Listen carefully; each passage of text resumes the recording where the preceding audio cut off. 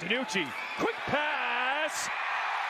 Did he get a foot in? Touchdown, Jordan Vesey. This is a great makeup play for Jordan Vesey, who had dropped 2 plays, including an extra point conversion.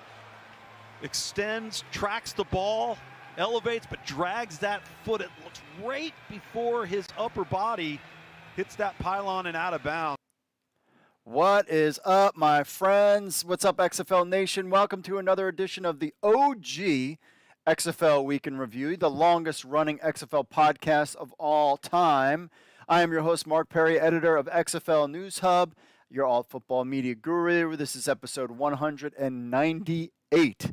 198 episodes. So if you like football, then like and subscribe to this channel. Hit that like button. Let's get to 30 likes and make likes. Make sure you hit that notification bell to get alerted when we go live and post new content on today's show. Highlights, press conferences, power rankings, game recaps, league leaders, and more, plus Mike Mitchell's power rankings, our year-end attendance. We're going to go over that stuff and so much more. We're jam-packed. Also, May 4th, XFL News Hub Awards will come out on May 4th. We'll have more details about that later on in the show. So without further ado, folks, let's just get into the week. Then we'll do that. We've got news. Then we've got hanging with you guys on your social media and all that good stuff. All right, so without further ado, folks, let's just get into the week that was the XFL. For McCarron on a record-setting day, and more! Battlehawks ain't done yet! A 400-yard game for A.J. McCarron. If it's not Stevie Mitchell, it's Hakeem Butler. If it's not Hakeem Butler, it's Marcel Aitman. If it's not Marcel Aitman, it's Darius Shepard. If it's not, it's Gary This offense is so explosive. And then, oh, by the way, no Brian Hill. Oh, by the way, your quarterback is A.J. McCarron. And McCarron to Butler. 2 more. And chucks that football into the home field fans of St. Louis. Taylor McGregor, Ian Fitzsimmons, and another Mac Brown fake. Will this one work? Picked off. Brandon Sebastian with number 2. 49 yards for Hagman. The kick is up. No good. And what a success story the XFL has been in the city of St. Louis. And Orlando will just take a knee. Terrell Buckley learned a ton in year number 1. He's hoping to be back for a turnaround with the Guardians next year. St. Louis, however, out to a standing O from the home faithful as they put up the most points in the league this year. A.J. McCarron with the record 420. We'll get together and play some golf, talk a little bit, chop it up. Congratulations, no doubt. Thank you. And now, Sam, for St. Louis, they have to sit and wait.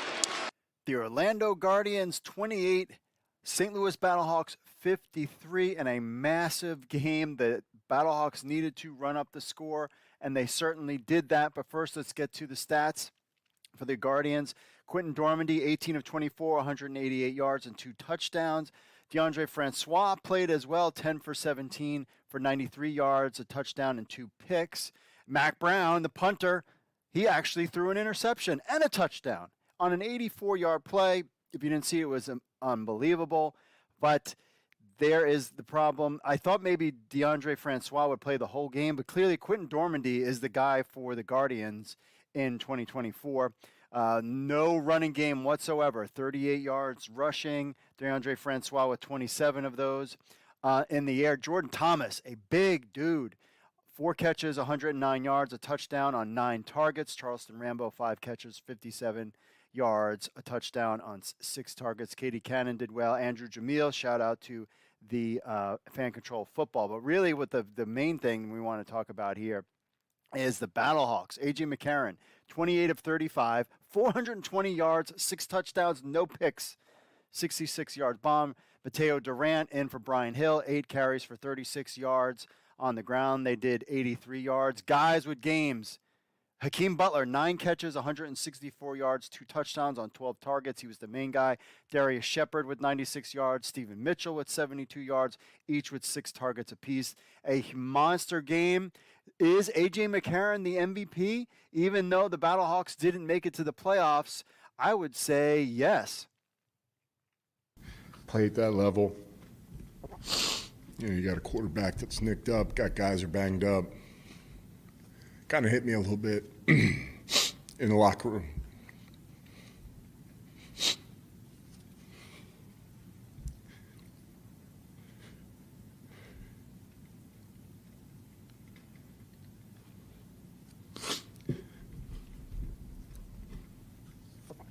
I've been there, but I was that guy that wanted to be there, play hurt, never miss a game.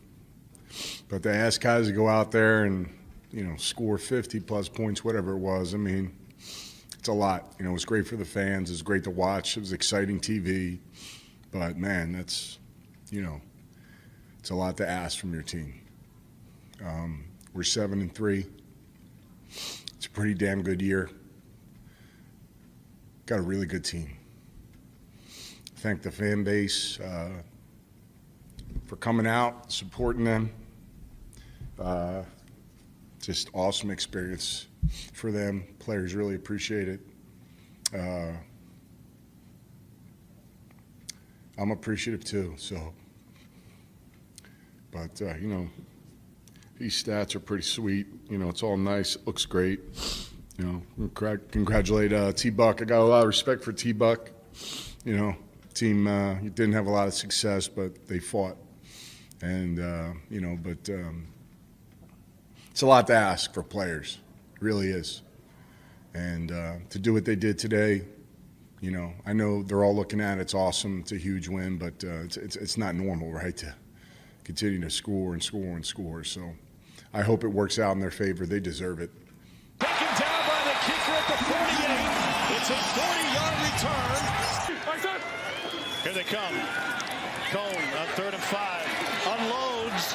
Deep ball, and he overthrows T.J. Vasher.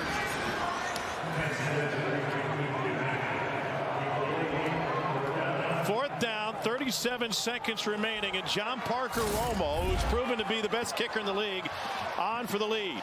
And Cone, worried about that pressure, comes off of the play side just a little bit too quickly, tries to find an outlet. Romo's got a huge leg. He hit from 62 in warm-ups today. Inside in the Alamo Dome, this is from 53. And the lead. Wing the holder. And it is no good. Only the second miss of the season for Romo.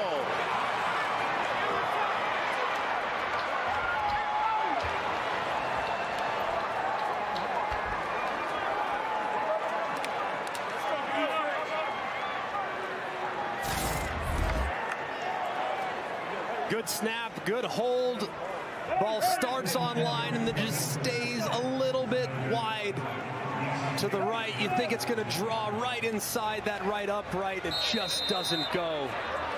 Romo's bailed them out so many times this year. They wouldn't be in this position without him. Just an unfortunate miss there from one of the most reliable kickers in the XFL. What a battle between D.C. and San Antonio. Romo being comforted by his teammates. That kick could have pushed him to the postseason. DC Defenders 29, San Antonio Brahmas 28. It was a close game. The Brahmas had a shot with the field goal at the end to win the game and they would have made the playoffs, and it did not happen. Jordan Ta'amu in the air, 15 of 22, 271 yards on 2 touchdowns. Also led the team in rushing with 45 yards and a touchdown. Abram Smith with 44 yards on 10 carries. Lucky Jackson, the guy there for DC, 3 catches, 84 yards on 3 targets. Chris Blair, 1 catch, 70 yards. But Alex Ellis, 4 catches, 25 yards and 2 touchdowns on 4 targets for the San Antonio Brahmas. 34 of 48, 312 yards.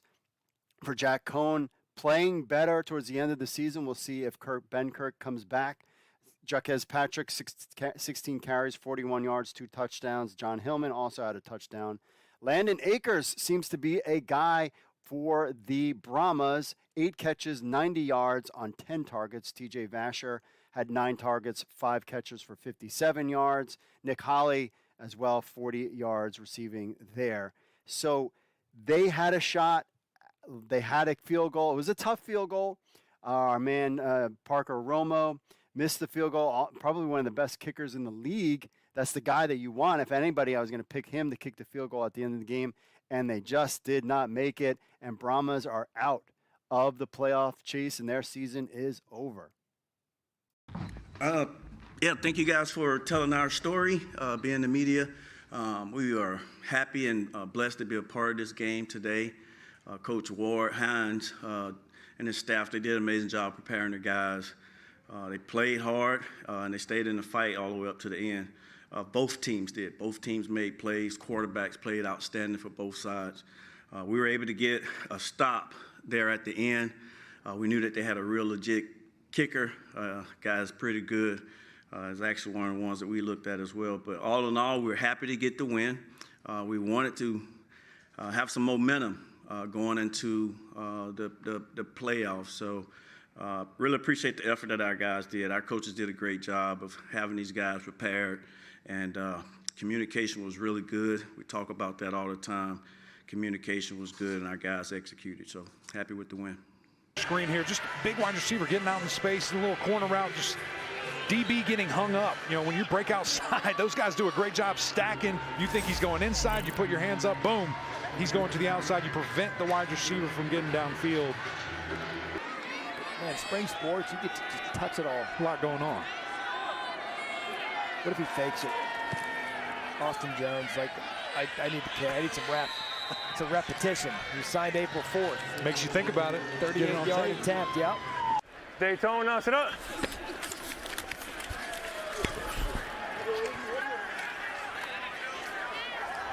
So another first down for Arlington.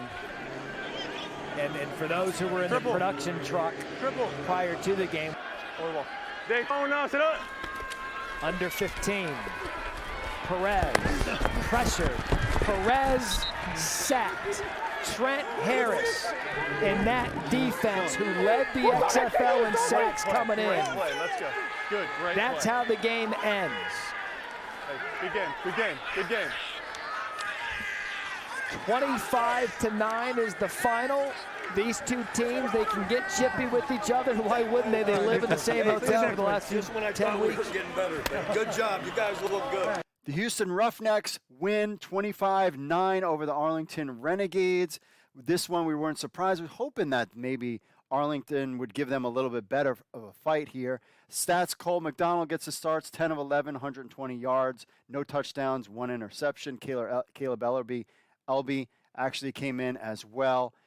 Jeremy Cox got the start at running back. Max Borghi was out, 21 carries, 120 yards, and a touchdown. Cole McDonald also ran for a touchdown. Justin Smith, the guy in the air, 51 yards on 5 targets. Tavon Salter, also, he had 47 yards on 6 targets there. For the Renegades, Luis Perez, the guy, man, they picked him up. They finally look like they have some kind of offense, though, but only 9 points, 22 of 36, 205 yards on a pick. On the ground, Leedy Brown led the way with 29 yards rushing. They didn't have Devon Smith in the game. They kind of rested him. We'll see how that goes. In receiving, Brian Herrion, guy that we had on the show, 4 rushes for 6 yards, but then he had 5 catches for 47 yards on 7 targets. So they used him a lot in the offense. Sal Cannella, 3 catches for 41 yards on 5 targets, and Tyler Vaughns, 4 catches for 33 yards on 7 targets. The main thing here is, can they put this together and upset the Roughnecks in the playoffs? We're just going to have to find out. Good afternoon, everybody. Tough game out there for us today. Big congrats to Coach Phillips and his group, staff, and team. They really outcoached us and played us through the game, and say we got them good and buttered up for the one that really matters here this coming week. But I'd like to say that was the plan, but I wouldn't be truthful. So the bottom line, they just played a lot better than us. We didn't do anything good really any part of the game today.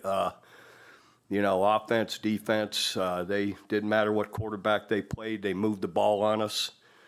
I think we forced one punt the entire day, so not very good. Not what we've been doing anyway. And offensively, again, couldn't get a touchdown, get a turnover for a touchdown. So just got to get a lot better this week to have a chance. And the beauty of it is, though, the way this is set up, at least to this point in the league, that heck, we could put it together for one big game down in Houston this coming weekend, then you got a shot at it, So remember that old saying, so you're telling me I've got a chance, So there's a lot to that. So we'll see if we can't get better this week. But go ahead. Questions? Coach, you've played this team. You've played this team now twice. What have you seen from them that you can take into next week as a strong suit? You just have to compliment them. Offensively, they do an excellent job of picking on whatever coverage. Vegas. Well, we wanted to try to, as we think about our rules innovations, that was something our fans were telling us. They didn't like the rule that it was a touchback if the defense didn't recover. And we felt like we wanted to listen to our fans, make that change. This is the first time it's happened all year. McKenzie with the carry, and he does get in the end zone. Touchdown, Vipers. Shy McKenzie with a 1-yard touchdown rush. Vegas, their first touchdown of the ball game. Simple, easy handoff inside here. Sexton, the man in motion for Vegas. McClendon rolling out. Chased down by Lelos. Incomplete. Fans are chanting, "We want DC. We want DC." Well, you get your wish. Seattle with a 28-9 win, taking care of business. And the Sea Dragons advance to the playoffs in the XFL. Good game, bro. Good game, bro. Appreciate it. Good game, bro. All the best in the future, man. Appreciate it. Yes, sir. Appreciate it.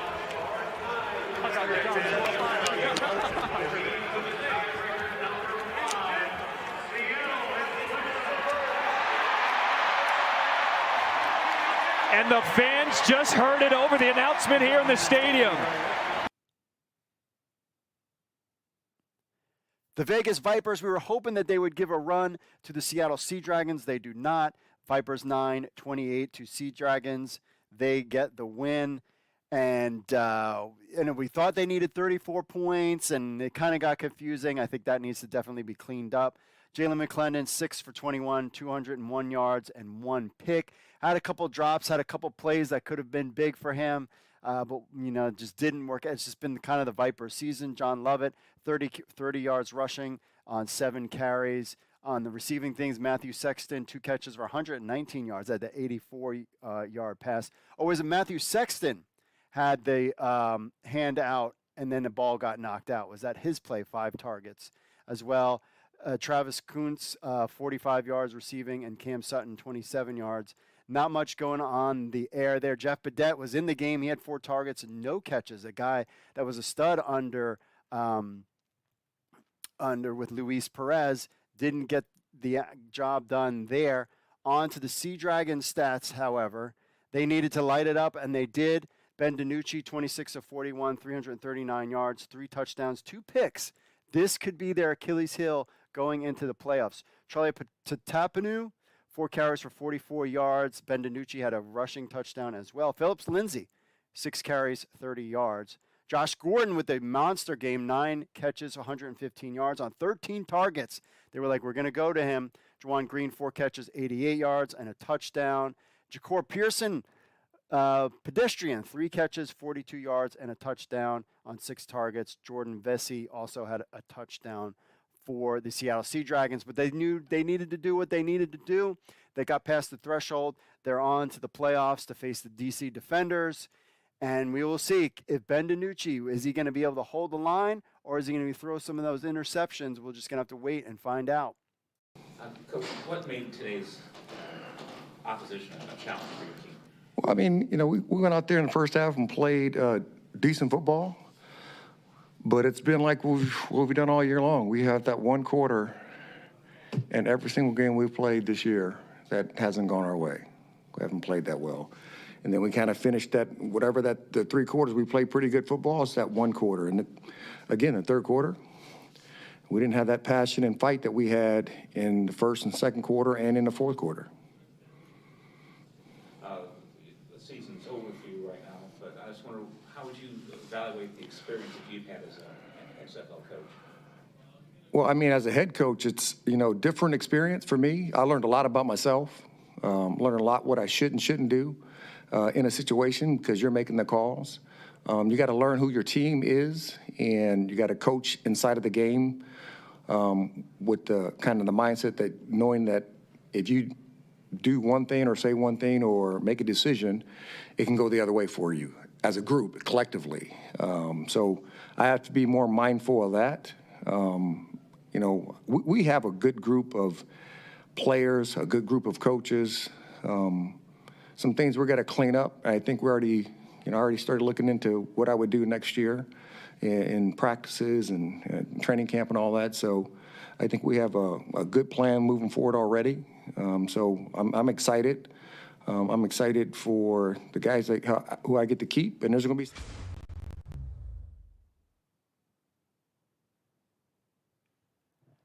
We got Mike Mitchell's 2020. Oh, hey, hold on. Before we do that, let's get to some player stats. You guys love your player stats. So, for the season, Ben DiNucci leads the XFL in passing, 2,671 yards. That is a record. 20 touchdowns, 13 interceptions. Number 2, A.J. McCarron with 2,150 yards, 24 touchdowns. He leads the league. That is the XFL record. Third is Jordan Tamu, 1,894 yards and 14 touchdowns. Luis Perez at 1,636. Who would have told you that in 8 games, Luis Perez would throw more yards than Brandon Silvers? He was 5th, 1,551 yards, though Luis Perez had 9 touchdowns, 7 picks. Brandon Silvers, 13 touchdowns and 9 interceptions. Quentin Dormady also chipped in there, 1,507 yards and 10 touchdowns, 5 picks there. On the rushing leaders, Abram Smith leads the way, 10 games played, 791 yards. Of course, he had that monster game, 7 touchdowns, tied with the league. Jaquez Patrick, 443 yards. Brian Hill, 416 and a touchdown. Patrick had 5 yards. Devon Smith of the Renegades, 365 yards and 7 touchdowns. Max Borghi, 310 with 6 touchdowns, but he also was benched. But then you got Ben DiNucci, 305 and 3 touchdowns, and Jordan Tamu, 298 and 3 touchdowns. So 2 quarterbacks are in there. And those 2 quarterbacks, by the way, are playing in the championship North Division championship game, just to point out there. Led the league in receiving with 60 catches. Ja'Cour Pearson, even though he had a quiet game, the last game, 670 yards and 4 touchdowns. Hakeem Butler, 599 yards, 8 touchdowns. He led the league in touchdowns. Cody Latimer, 50 catches, 593 yards and 4 touchdowns. Darius Shepard of the Battlehawks, 519 with 6 touchdowns. Blake Jackson of the Seattle Sea Dragons, 440 for 2 touchdowns. Sal Cannella, 415, but no touchdowns for Sal Cannella. Did you know Sal Cannella did not catch a touchdown this year? Cedric Byrd of the Houston Roughnecks, he's the first Houston Roughnecks to show up, 281 with 1 touchdown. Then Josh Gordon, 540 yards, or 38 catches, 540 yards on 4 touchdowns. And Lucky Jackson, 36 receptions, 473 yards on 5 touchdowns. And there's your receptions leaders On defense, tackles Jordan Williams, linebacker for the San Antonio Brahmas, 89 total tackles. Jordan Williams, 89. The next person, Tavante Beckett for the Houston Roughnecks, 63. C.J. Avery of the Vipers, 62. Emmanuel Ellerby of Houston, also with 62. Donald Payne of the Renegades with 61. Willie Harvey is your guy for the Battlehawks at 59. And then Terrence Plummer, the Guardians, with 56. On the interceptions, Gene Harris with 5 picks for the Houston Roughnecks. Joel Powell, Michael Joseph, each with 4. Joe Powell from the Renegades, Michael Joseph from America's Team, DC Defenders. And then we have some guys with 3 and a bunch of dudes with 2. There are your stats leaders for the 2023 XFL season.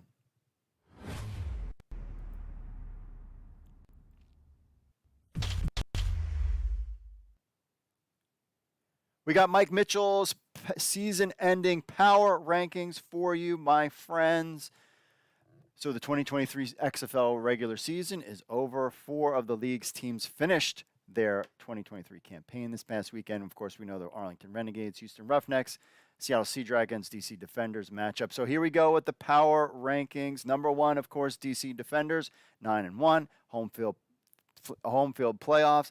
Though they have had some close games, I am concerned about them in the playoffs against Seattle. Hopefully Ben DiNucci, Interceptionucci shows up for the DC Defenders, but they are number 1, of course. No doubt about that. Number 2, he's got Seattle Sea Dragons at 7-3, going on to face DC Defenders in the championship game, the North Championship game. And they're big over the Vegas Vipers, 28-9. They earned their spot in the postseason the hard way. Remember, they started off slow, started picking up pace towards the end of the season, and they could be the team to beat. They could be the team to beat with the tumultuous week. Of course, the death of veteran defensive end Chris Smith kind of put a dark cloud, but kind of galvanized the team. Again, thoughts and prayers with his family and friends and teammates. It was a rough week. And they put it together. They had a big game, and they're ripped and ready to go. Probably the hottest team in the XFL, even though the DC Defenders have only lost 1 game. Number 3, St. Louis Battlehawks. They had the tremendous season. Watch them score 53 points, the most ever by any team in XFL history. St. Louis went down swinging. Great leadership from Anthony Beck. Of course, A.J. McCarron feels like he could be the MVP of the XFL.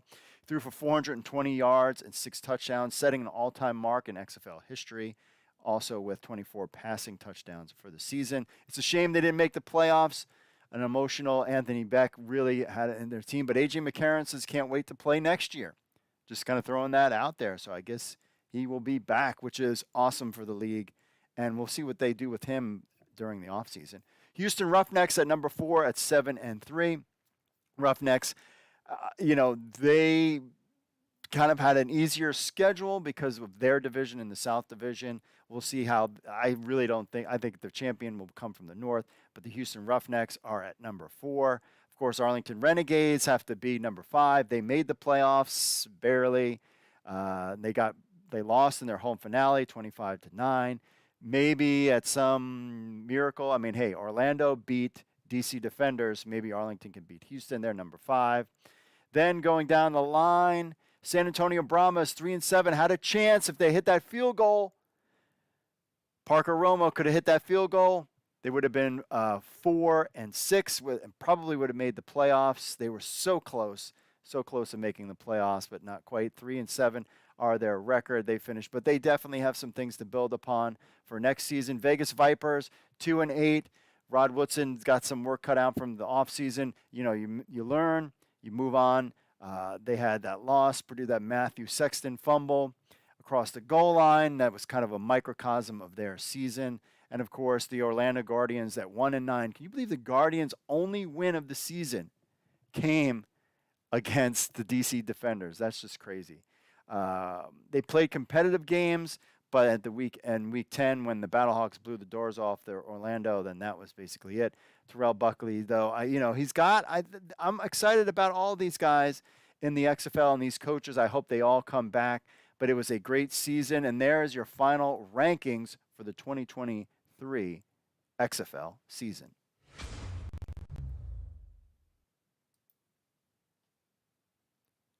We have XFL 2023 season attendance recaps, the ups and the downs. So as the XFL 2023 season comes to a close, it's time to take a look back at the XFL attendance numbers throughout the season. Well, some teams were able to pack the stadiums, others struggled to draw fans to their games. Let's break down the attendance figures and see how each team fared, shall we? First up, of course, the best to the worst in average attendance in the XFL. So St. Louis Battlehawks averaged 35,104. Brahmas were number 2. San Antonio Brahmas, 14,983, but that was pushed by their big opening week, where I think they had 24,000. Thought the Brahmas should average 20,000 is kind of where I would like to see their numbers. DC Defenders, 14,269. They had that big game at the end. And remember, they had that Monday night game. We were there with only 7,000. And that was tough. It was freezing cold. It was rainy. But still, the Beer Snake came out. Seattle Sea Dragons, 12,310. Arlington Renegades at 5 with 12,055. Houston Roughnecks at 6, 11,768. All those teams, I really thought that they should be in that 20,000 range. Brahmas, I would say the Brahmas in the high 20,000s, those three teams in the low 20,000s. DC Defenders are, 16,000 would be a good number, but the Battlehawks hit their number. There's no doubt about that. Number 7, Orlando Guardians. They're 8,931, and then the Vegas Vipers. But the Vegas Vipers can't fill very much of that stadium. They were at 6,023. They were at the bottom of the list. But I think that stadium, I believe, can only hold 11,000. So it's not horrible. We like to maybe see Vegas Vipers at around 8,000 would be nice. But we definitely can take a look at these numbers when we head into 2024 season. The Battlehawks are still strong showing this year with impressive average attendance of 35,000. We talked about it, and the other with the Vegas Vipers at 6,000 fans. But here is the total attendance. Battlehawk fans, Cacaw Nation, showed up 175,520. Brahmas, 74,914. DC Defenders, 71,347. I'm telling you, that if that game was nice out, DC would be number 2. Sea Dragons, 61,550. Renegades, 60,274. Houston Roughnecks, very disappointed in the Houston Roughnecks number. 58,838, especially such a good, exciting team to watch. Orlando Guardians, 44,656, and then the Vipers at 30,124. So the highest average weekend attendance occurred in Week 9, with a total of 75,816 fans attending games. The weekend's standout game, of course, was the Seattle Sea Dragons versus the St. Louis Battlehawks, which drew an impressive crowd of 32,142. You think that would have been the biggest game, but there was a lot going on in St. Louis that time. The highest attended game was Week 4, with 38,310 fans filling the dome for the Arlington Renegades, St. Louis Battlehawks. That was their home opener, so no surprise there.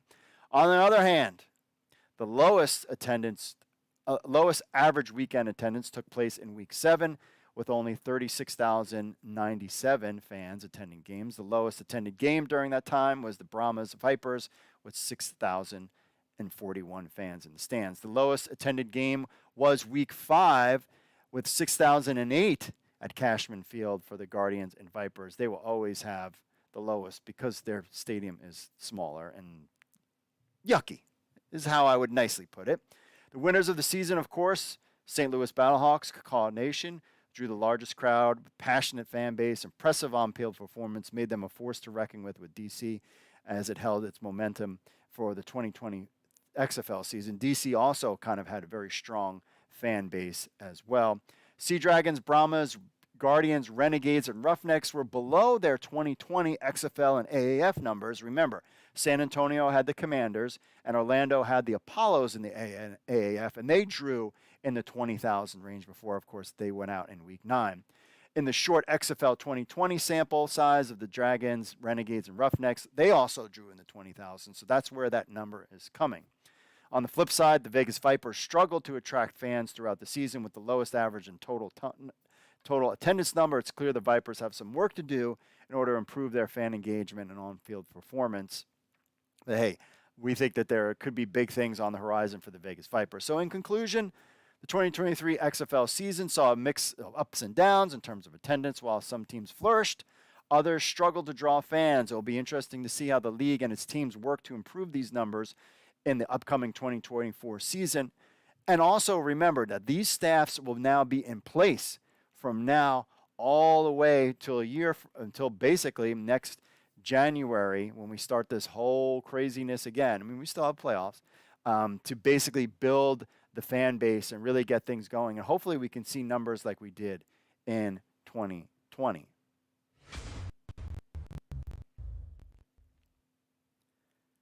I know you guys are wondering, DC Defenders beer snake. Everybody's like, how much is that worth, the DC Defenders beer snake? Well, we have that number for you. So the DC Defenders fans participated in the impressive beer snake. It's a massive structure, stacking empty cups. My wife was there. She helped stack cups. So while attending the sold-out game in the Audi Field last Sunday, the game featured the Renegades and the home team DC Defenders with 18,684 fans. That was week 9. The massive beer snake built by DC fans of that game went viral, and basically every time the DC Defenders make their beer snake, it goes viral. So ESPN shared some interesting facts about the beer snake, and here it is. It measures 30-row length, approximately 60 feet, consists of 1,440 beer cups, costing around $17,280. That's at $12 per cup. And the beer snake is taller than a 5-story building. That's right. When you see the beer snake sitting in that section, you'd be crazy not to allow them to do that. $17,000 worth of beer sales. 1,440 beer cups to make that thing possible. Is that right? 1,000? It seems like it'd be a heck of a more of that. Oh, 60-foot snake at 2 cups an inch is 1,440 beers. So that number, and 30 rows, approximately 60 feet. So yeah. So 60 feet snake at 2 cups an inch is 1,440 beers. So basically, that's the estimated, do not account for the beer snake curve or additional snakes in other sections. So you get the idea, 17,000. So I don't know how many snakes, I mean, I'll have to do the math and add all that stuff together. How many cups of beer? We'll have to put that in the article. So the DC Defenders, of course, they secured their home win. And after that, remember, all this stuff kind of took place when they removed the game back in February, which led to the fans throwing lemons on the field, and the team established a code of conduct permitting the beer snake's return. The new guidelines stipulate that only one empty beer cup could be used for the snake. Cups could not be thrown from other sections to join the structure, which I think that was the problem. And the cups demonstrates that fans have complied with the rules since February 19th incident. Of course, we still see the lemons, but $17,000 is what they believe the DC Defenders beer snake is worth. So just something to keep in mind.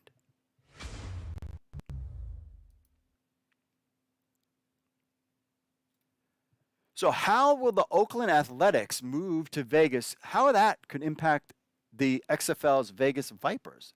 So did the XFL know something that we did not know when they decided to place a team in Las Vegas? On last Wednesday, the Oakland Athletics announced that they're relocating to the Las Vegas Strip. According to the New York Times, quote, the Oakland Athletics have agreed to acquire land near the Las Vegas Strip and announced on Wednesday their plans to play in a new $1 billion retractable roof stadium at the site by 2027. Now, the Vegas Vipers currently share Cashman Field with the Las Vegas Lights FC of the USL Championship, which is a soccer league, and their agreement with the XFL lasts for 2 seasons. Las Vegas already boosts an NHL and NFL team. And there were discussions in November about Major League Soccer, MLS, considering Las Vegas and San Diego for expansion franchises. So Major League Soccer plans to finalize its 30th team sometime in the first half of 2023. That's around now, Commissioner Don Gardner said. The Las Vegas Sun reports that Las Vegas remains a prime expansion candidate for Major League Soccer. So, with the Oakland A's constructing a new stadium and the possibility of MLS adding a team, a new facility, of course, would be required. This would present the Vipers with two options in the coming year. Also, Allegiant Stadium, home of the Las Vegas Raiders, could also be a possibility too.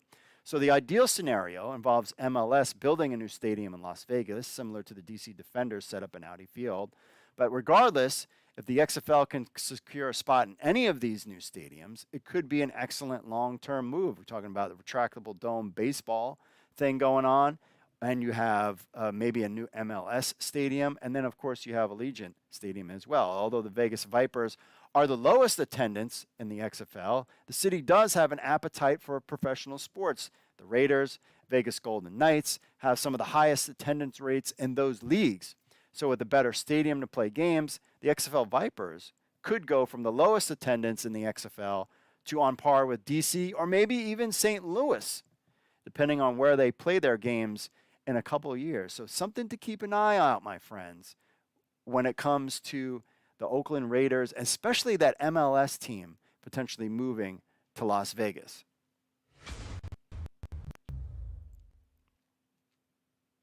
The XFL Players Union players rejected joining the United Steelworkers Union. Did you hear about this? So back in March, the United Steelworkers, USW, announced that XFL players had submitted a petition for a representation election to the National Labor Relations Board, Region 16, advocating for about 475 professional athletes in the XFL. The vote took place, and the XFL players decided against joining the union. This news alert came from the Valley Labor Report. XFL Player Union results are in, with the union supporters losing the vote, no 124 to yes 73. Players were seeking to unionize, similar to what they did with the USFL. Now, the USW represents USFL players and collaborated with the league during the off season to secure better housing and better play. So it definitely benefited the players. But according to Mike Mitchell, he said an intriguing update. 197 XFL players participated in the vote, with 124 voting against and 73 voting in favor. Out of 112 USFL players who voted, 69 voted yes, 32 voted no. 11 faced challenges, and 266 players abstained. So a lot more XFL players voted this time than USFL players last time, and the interesting thing is that they voted no. Ryan Cave, an executive with the United Football Players Association, previously stated that players were pushing for benefits associated with a union contract. Quote, "Unity and solidarity among players across the league is crucial for achieving results," he said. "We believe that athletes have the most to gain when they are united under a single voice, demanding fairness and justice in their jobs. That's what XFL players aim to accomplish by organizing a union," but clearly they said no. It remains intriguing as to why XFL players changed their mind, but could they be joining the NFLPA? San Antonio Brahmas kicker Parker Romo said, quote, "We want to unionize with the right group. Possibly the at NFLPA with some little eyeballs." He wasn't the only US XFL player to mention something about the NFLPA, by the way. So it wasn't just him.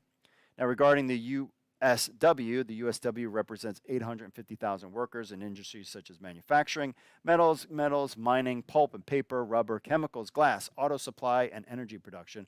Also covers a growing number of employees in technology, public sector, and service operations. So we'll see where this goes.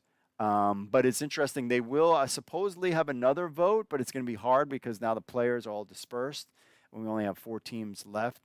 So I'm sure they can figure something out to do that. But I've heard that there might be another vote because the USW was kind of like, what?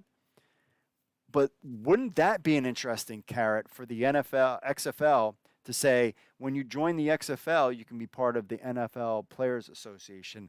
That, to me, my friends, would be a huge game changer when it comes to the XFL versus USFL stuff. That is a real big partnership if that happens. So I'll have to stay tuned. Just keep an eye on that for something.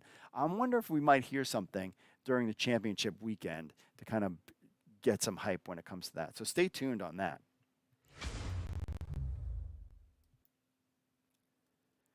Sad news, Seattle Sea Dragons defensive end Chris Smith died at the age of 31 years. Per his agent, Drew Rosenhaus, the Dragons defensive end passed away earlier this week. Cause of death is not known at this time. Smith signed with the Dragons on March 9th and was most recently played in Seattle's Week 8 matchup versus the DC Defenders. He was known by his peers as a fantastic teammate and one of the best all-around people you'd ever meet. Smith played his college ball at Arkansas before getting selected in the 5th round in the 2014 NFL Draft by the Jacksonville Jaguars, turned that opportunity into an 8-year NFL career, spending 3 seasons with the Jaguars, with stints with the Bengals, Browns, Panthers, Raiders, Baltimore Ravens, and Houston, Texas. Smith appeared in 72 NFL games throughout his career, totaling 80 tackles, 54 solo, 26 assisted, 11 sacks, 6 QB hits, 4 forced fumbles. In 5 games with the Seattle Sea Dragons, he totaled 5 tackles, 2 solo, 3 assisted, and 2 QB hits.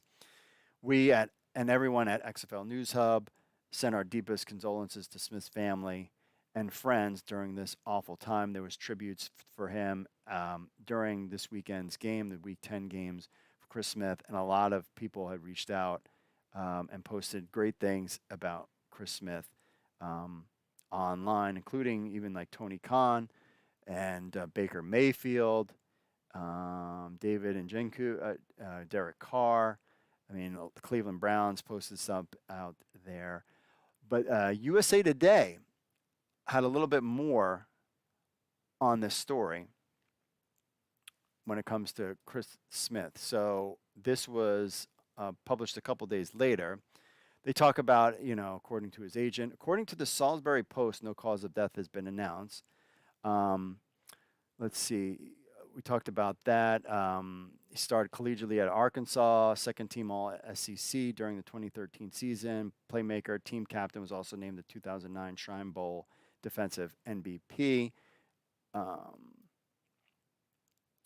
The XFL put out a statement, or sent them a statement. Chris was a powerful presence in the locker room, loved and admired by his teammates and coaching staff.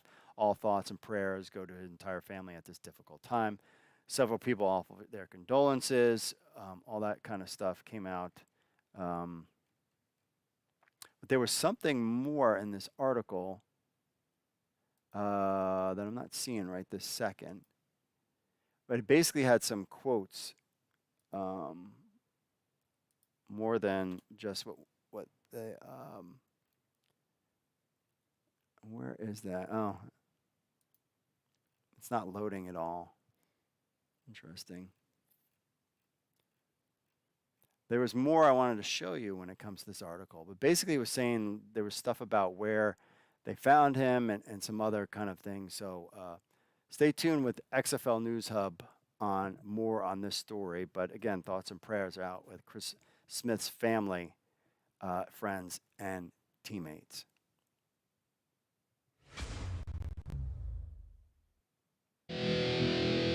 What's up, XFL Army? If you're a fan of the XFL News Hub and you have a telephone, which I know all of you do because you're sitting there playing on your phones all the time, then why not download the XFL News Hub app? That's right, it's on iTunes. It's on Android. We have an Android version and an iPhone version of the XFL News Hub app. So what do you get? You get the latest news from XFL News Hub, the premier source of XFL news in the universe. Plus, you get push notifications when we have breaking news. You will be the first to know. You can leave a comment on some of the news right from your phone. Plus, you get this podcast on your phone as well. Remember, you can leave us reviews on the Google Play Store or iTunes. It links to other social media, our other social media accounts, and so much more. Be in the know. I know you're on your phones. People are on their phones all the time. They never get off their phones. So why not just download the XFL News Hub app on your Android or iPhone today? All you need to do is go to the Google Play Store or iTunes and just type in XFL News Hub. That's XFL News Hub. Download our app on your phone today.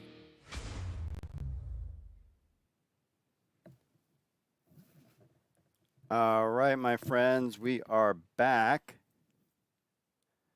And what is up to our pals in the chat room? Let's see. David says if Seattle wins at DC, we'll call it the Dragon Surrection. If Seattle wins at DC, it will be called the Dragon Surrection. I like that. That's pretty good. Why do all fantasy football leagues have playoff systems easier to understand? Yeah, I mean, the whole thing with the playoffs and kind of couldn't figure it out. I agree with you. That was kind of a bad look for the XFL. And of course, no, this happens in the NFL. Tampa Bay had a bad game or had a bad season. They made the playoffs. I mean, it's just the way it goes. You have to have two divisions. You're not going to make a change at the last week and be like, you know what, we're just going to let St. Louis in. Like, that's just ridiculous. So you can't do that. I'm sure they'll clean up that piece of the puzzle going forward. Richard says San Antonio really needs to change quarterback next season. Kurt Benkert, is he going to be the guy next season for San Antonio? That'll be interesting to see. Primetime Fry says San Antonio should be in over Arlington. It's bad that missed kick. Yeah, I know. Really, I think San Antonio would have made a run. And their offense looks, Luis Perez is a vet. I mean, this says Arlington's a bad team, good defense, bad offense, but they're starting to get it better. I mean, all these teams are learning. It's going to be real interesting. Richard says, I picked DC versus Houston for the XFL championship game. I agree with you there. John on Facebook says, go Renegades. We made it in by the skin of our teeth, but we are in, ready for season 2. Yes, can't wait for next season. I'm super excited. I posted a tweet about that I'm already excited about next year. And we still have the playoffs. DC Defenders are in it. I won't be at that game because my daughter is graduating college. So I can't exactly like in the morning and then a couple hours later, the DC Defenders game is, and we're going to be in Florida for that. So I'm not going to be around for that, my friends. All right. Also, I wanted to let you guys know 2 things. One is we have our fantasy football winner of our listener league. That is right. Fantasy football listener league, XFL Week in Review Listeners League, our winner. And I think there was something here, and now it's not here anymore. Did this ad cover it? I don't know what's going on. Blob Stars is your winner of our team league thing. We're going to get out a prize for him, but he came in first. Saskatchewan Wheat Demons came in second. It's Mr. Pass came in third. I came in fourth. And then that's kind of where you got there. But lots of improvements. Congratulations to Blob Star. Got a chance to meet Jared there in Orlando. Very cool guy. And so he is the big winner for our fantasy football. And I will tell you, the way this app is from the beginning of the season till now is so much improved. And we are going to go full force next season. But we're already you can sign up right now to play USFL fantasy football. We're going to have CFL fantasy football as well, so you'll have all those. And then here is something for you people that are continuing to listen, then the people that drop off. So number one, we're having our May 4th awards thing. The other thing we're going to start testing in September, around that time, is fantasy, I don't know what we're going to call it, but basically like a hybrid fantasy football. So in the fall, leading up to the XFL season, you're going to be able to play. I got to put this together, and that's kind of like my summer project. And I don't think it's going to be too difficult. We'll just beta test it. But you can play fantasy football with XFL and USFL players in a true fantasy league. So XFL and USFL players in the same league merged together. And that's going to be like kind of the hype. And then we get that in the fall, and then we'll lead into the season, and we'll be able to kind of work things out. So how would that work? there are fantasy baseball. My cousins would tell me about this, and uncle, that there's the fantasy baseball, and I forget what it's called off the top of my head. But we're going to take that methodology and apply it to the data here, using the stats, and we'll just try to see how it rolls. But each week you'll get, you draft your team. It'll probably be 8 teams in the league, and then you can draft both. I mean, I have to figure all this stuff out. And then each week you'll simulate the stats for each player that you have on your team. So if you have a guy like, A.J. McCarron is going to be high on the list. You could get Case Cookus in the USFL as your backup quarterback, and who is your kicker. And it's going to be based off of their stats, but a percentage, either a percentage higher or lower, depending on how the algorithm works. And I'm going to figure it out. That's kind of like my goal. That's my summer project, along with doing CFL fantasy football to kind of keep that going. So we've got that. Also, I wanted to announce that from now on, this is the last live show. We're not doing live anymore at 8 p.m. Eastern. It's summertime. Everybody's outdoors. It's just a different beast. After a couple of weeks of the XFL season, it starts to get nice out. So, and there's a lot of other things going on TV on Monday nights. So our new cadence is now going to be 12, but we're not going to be live. We might be live sometime. I haven't figured that out. But from here on out, we're going to be at 12 o'clock on Monday, and then we have a show Thursday. Next Monday, there'll be no show because I will be coming back from my trip for my daughter's graduation. But we will have that special May 4th at noon XFL Awards show. You're not going to want to miss that because we were making that a big, big deal. All right, let's take a phone call and then email, and then we will wrap up the show. Hey, Mark. So I know that we typically do the USFL podcast like once a month, and then we'll do the XFL one every week. But realistically, with the USFL having their first round of games this weekend, I just wanted to say that I think the quality of football was good. I still don't see how, not having all the fans in the markets is a smart idea. And realistically, just like, what do you think? Because I know there's a lot of debate online about ratings, blah, blah, blah, whatever, USFL. But I really think that, the XFL just seems to have it together more for me.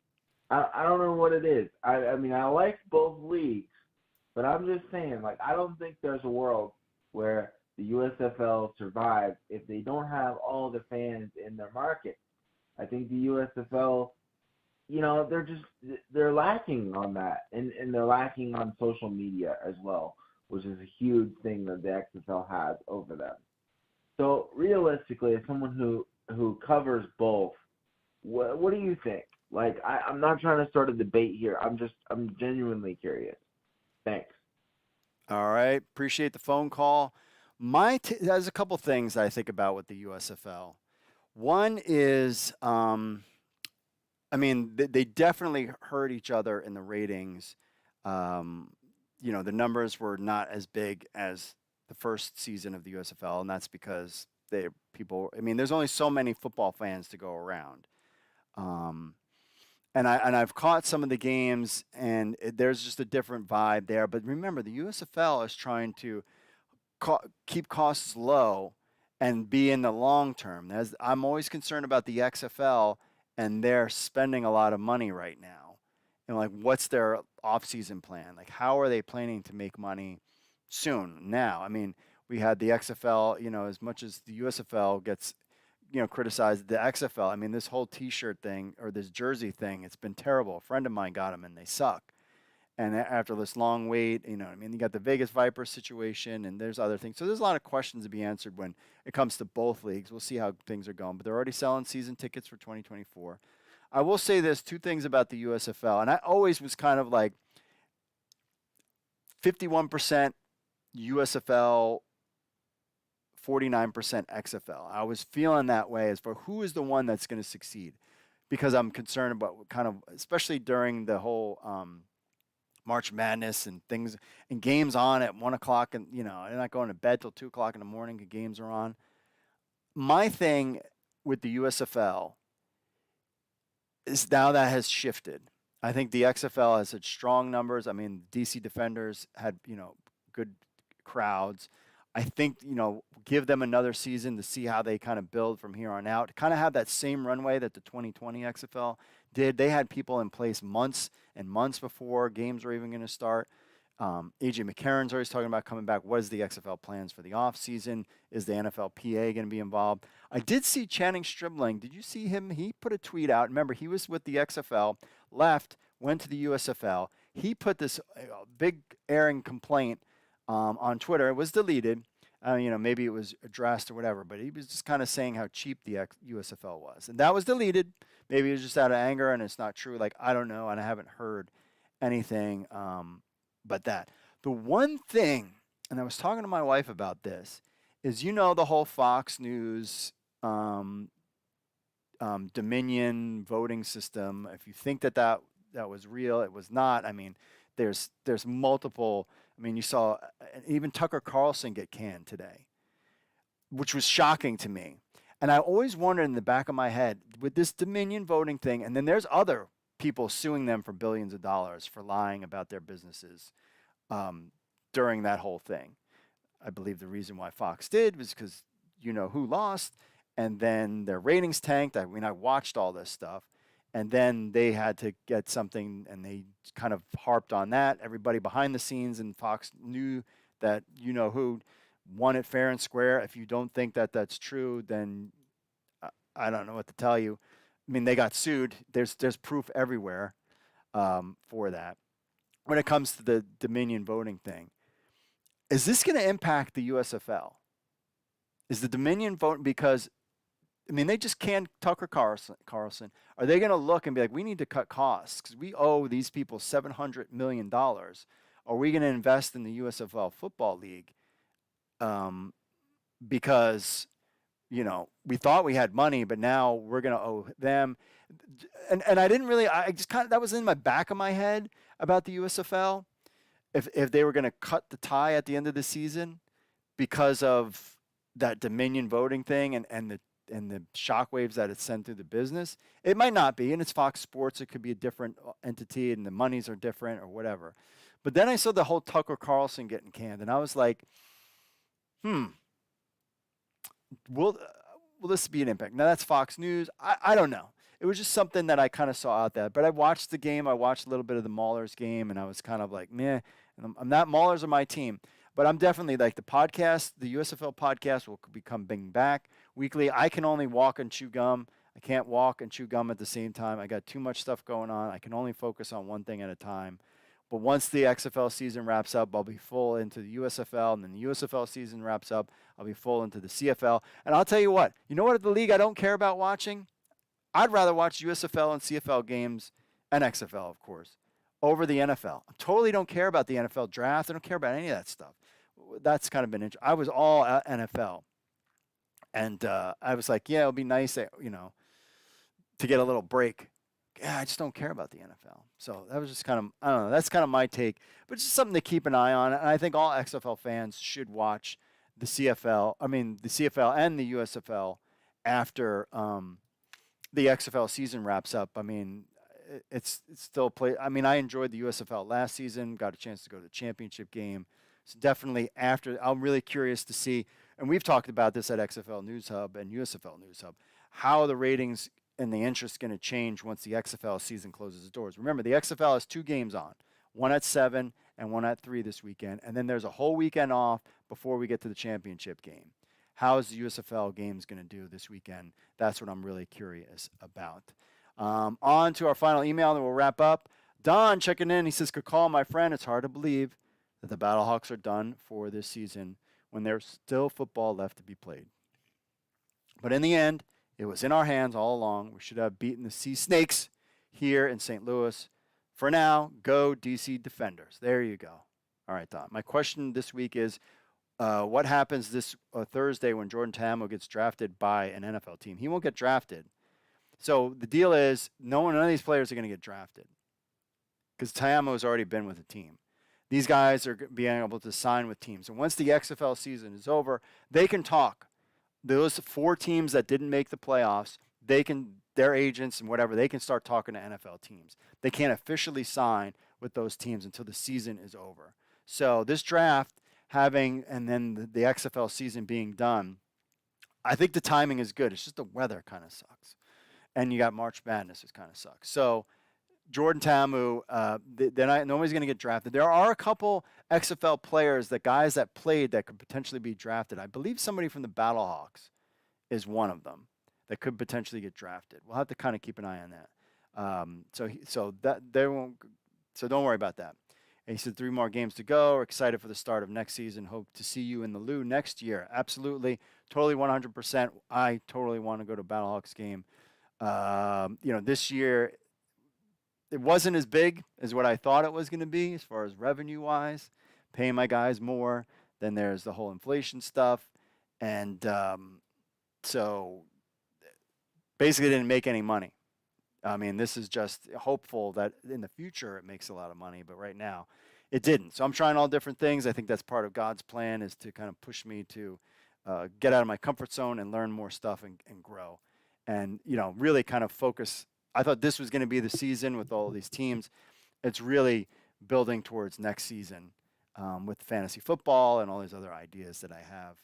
And that we have at XFL News Hub. So appreciate you, Don, checking in. Remember, we're going to switch the shows. It's going to be on at noon. So we've got a show this Thursday coming out at noon. We're going to try that cadence. We're going to try that cadence during the USFL season, kind of see how the numbers go. And, we're just trying to figure out what works for us here and works for me. What should I really devote my time into, and then what shouldn't I? Because, I'm trying to run a business here too, my friends. All right, so I appreciate everybody checking by, as always. And remember, if you want to be part of the show, it's very simple. Email podcast@XFL News Hub with your thoughts, record an MP3 or video on your phone. Also, 888-430-7692, extension 3. And always leave us a review on Apple Podcast. We always appreciate that, my friends. All right, my friends, that is it for me, folks. Enjoy this weekend. Well, we'll have the preview coming up, but this is the last live show that we'll do for a while. God bless, as always, and I will see you all later.